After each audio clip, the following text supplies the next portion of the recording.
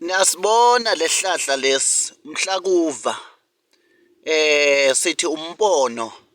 siduze kwendlu yami ke yamakhosi siphambi kwendlu yami yamakhosi lesihlahla lesi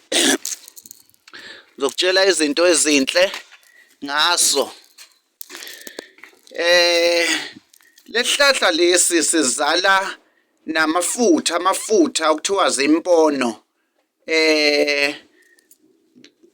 kanti sona sizala amafutha nje okuthiwa zimpono sona uma amaphupho ungasaboni kahle njengomelaphi thatha lesihlahla ugeze ngempande zakhona kathathu bese ubona ukuthi kwenzakalani nethwasa lingaboni kahle ungahlanganisa nomanzi amhlophe uhlanganise nalesihlahla umgeze lo thwasa othi akaboni emaphushini yakhe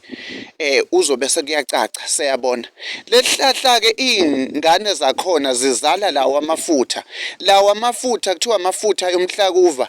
amafutha kuthiwa yimpono angena egujini awumdonso